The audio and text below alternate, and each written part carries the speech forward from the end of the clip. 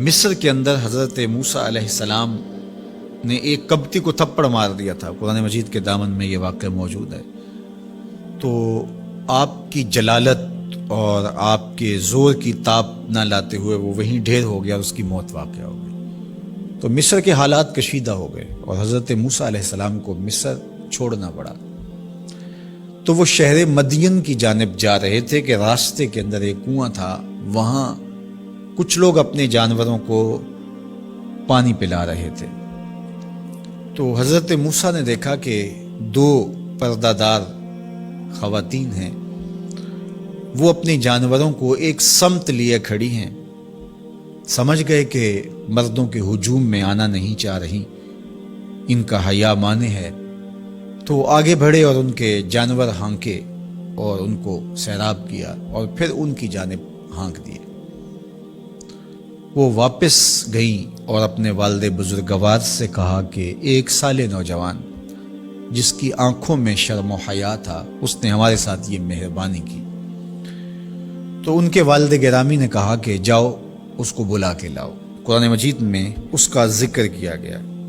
فجاءتہ احداہما تمشی علی استحیاء، ان میں سے ایک خاتون حیا میں سمٹی ہوئی حاضر ہوئی۔ اس نے کہا کہ ہمارے والد گرامی آپ کو بلاتے ہیں، آپ نے ہمارے ساتھ جو مہربانی کی ہے اس کا وہ اجر دینا چاہتے ہیں۔ تو حضرت موسیٰ علیہ السلام ان کے ساتھ چلے گئے، اور جب گئے تو یہ گھر تھا حضرت شعیب علیہ السلام کا، اور یہ صاحبزادیاں حضرت شعیب علیہ السلام کی تھیں۔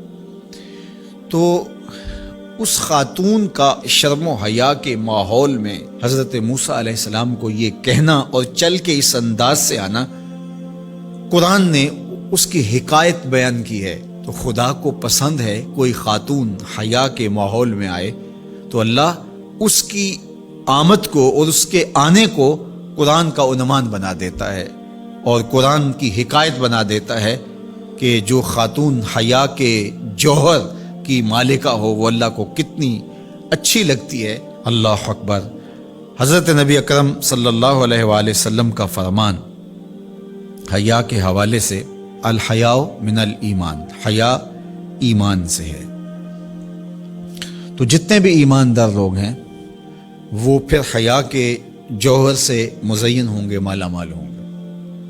آپ دیکھ لیجئے سب سے بڑے ایماندار تو میرے اور آپ کے آقا و مولا ہیں، اور حضور کمواری لڑکی سے زیادہ حیادار تھے۔ باقی حضور کے اصحاب دیکھ لیجئے، ان کا حیا اور حضور کی ازواج مطہرات کا حیا دیکھیے۔ ام المومنین حضرت عائشہ رضی اللہ تعالی عنہا فرماتی ہیں کہ حضور کا جب وصال ہوا اور حضور میرے حجرے میں دفن ہوئے تو میں جب حضور کی قبر انور پہ جاتی تو معمولی چادر اوڑھ کے چلی جاتی، اس خیال سے کہ میرے شوہر ہیں۔ پھر حضرت ابوبکر صدیق رضی اللہ تعالیٰ عنہ کا وصال ہوا تو وہ بھی ساتھ دفن ہو گئے، تو میں پھر بھی اسی حالت میں جاتی اور میں سوچتی کہ ایک میرا شوہر ہے اور دوسرا میرا والد ہے۔ کہا پھر حضرت عمر رضی اللہ تعالیٰ عنہ کا انتقال ہوا اور وہ بھی ساتھ مدفون ہوئے۔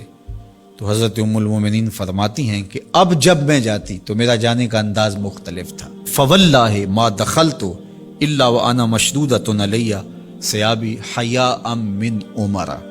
کہا اب جب بھی میں جاتی تو خوب اوڑھنی اوڑھ کے اور چادر لے کے جاتی، مجھے عمر سے حیا آتی۔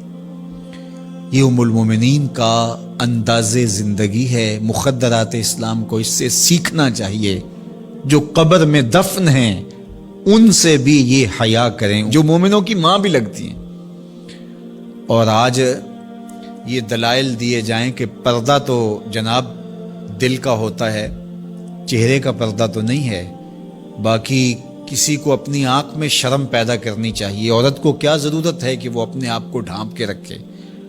اب ام المومنین کا عمل یہ ہے کہ فرماتی ہیں کہ میں اپنے آپ کو خوب سمیٹ کے جاتی حیاء من عمر۔ عمر قبر میں ہیں لیکن ام المومنین فرماتی ہیں مجھے پھر بھی حیا آتی۔ اور حضرت سیدہ طیبہ طاہرہ حضرت فاطمہ تو زہرا رضی اللہ تعالی عنہا نے کہا کہ عورت کے لیے بہترین پردہ یہ ہے کہ اس کو کوئی غیر مرد نہ دیکھے اور وہ غیر مرد کو نہ دیکھے۔ تو جب یہ ہمارا دین ہمیں سکھاتا ہے اور حیا کا یہ سبق دیتا ہے، بڑوں سے حیا کرنے کی تلقین کی گئی، اللہ سے حیا کرنے کی، اس کے رسول سے حیا کرنے کی تلقین کی گئی۔ صحابہ فرماتے ہیں بعض اوقات ہم کچھ پوچھنا چاہتے ہوتے تھے اور حضور کے حیا کی وجہ سے ہم ایک عرصہ تک وہ بات نہیں پوچھ پاتے تھے۔ آج دادا کے سامنے بچے جس طرح بات کرتے ہیں اور جس طرح بچوں سے حیا کا جوہر ختم ہو گیا ہے اور اس کو وہ تہذیب نو کا کرشمہ سمجھتے ہیں اور جدید دور کی کرامت سمجھتے ہیں، یہ دور جدید کی کرامت نہیں ہے، یہ جاہلیت ہے۔ بڑوں کا احترام اور بڑوں کی عزت یہ زندگی کا جمال ہے۔